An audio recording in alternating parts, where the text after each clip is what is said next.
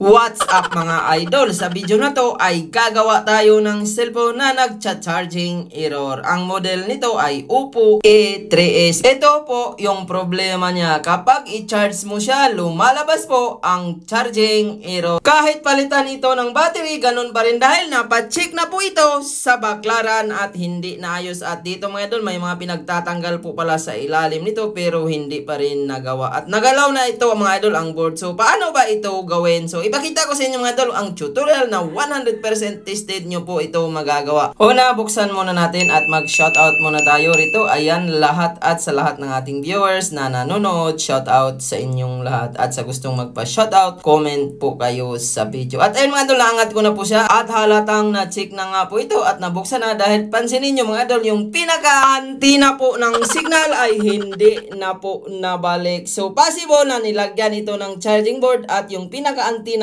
hindi na nabalik. Ayan, pati po yung motherboard mga idol at na-chiko, tinanggal na rin ang pinaka-bakal or shed doon banda sa charging IC. Ayan mga idol, nirehet-rehet po ang charging IC. At dito mga idol, basic troubleshooting lang po ang gagawin. Ituturo ko ang tamang paggawa para kung meron mang mapadpad sa'yo or sarili mong cellphone, madali mo ito masolusyonan. Una mga idol, ang gagawin natin, ayan, tanggalin po natin itong dalawang diode mga idol. Nag-short po ito lalo na kung nabasa. Dahil napacheck na nga ito mga idol, nilagyan na ng battery, nilagyan na ng charging board at hindi pa rin nagana. At meron po palang tinanggal doon malapit sa battery, 3 capacitor. Dahil ang sabi sa kanya, grounded daw yun kaya tinanggal. So nilagyan ko po mga idol at ganun pa rin. Pero ito yung the best tricks na gagawin nyo mga idol. Ayan, tanggalin nyo po yung dalawang diode na itim. Siya po ang salarin kung bakit nagcha-charging error. Ang gagawin lang mga idol, remove lang, wag nyo na pong palitan. At ayan, kitang-kita po yung tinanggal natin, yung dalawang itim na pyesa. Wag nyo nang palitan mga idol para hindi ulit magka-problema kapag nababasa. So ayan, after natin napalitan mga idol at sana kung natulungan kayo sa video na to, pwede nyo po i-subscribe ang ating channel, paki-like ng video at paki-share na rin. At paki-comment naman kung saan umabot ang video ko na ito. Ayan mga idol, ibalik natin lahat pati mga camera. At grabe mga idol, pinagtatanggal na po pala ang mga shade nito, pati antenna mga idol. So nilagyan ko na lang po ito. At ayan, i-charge po natin at tingnan natin kung na-charge na ba ng normal. Kanina, error po ang nakalagay. At ngayon, tingnan nyo mga idol, gumana kaagad. Simple tricks lang po ang ginawa natin dahil napagalaw na nga ito mga idol at hindi nagawa. Bago na rin pala ang charging board nito kaya siguro nakalimutan ibalik ang pinaka-antenna. At ayun mga idol, nagcha-charge na rin siya ng normal. Ito po yung pinalitan natin, yung dalawang diode na itim. At sana kung natulungan ka sa video na to, huwag kalimutan mag-like, mag-share at mag-subscribe. Hanggang dito lang po ang ating video dahil lagyan ko na lang po ito ng antenna. Maraming salamat sa panonood.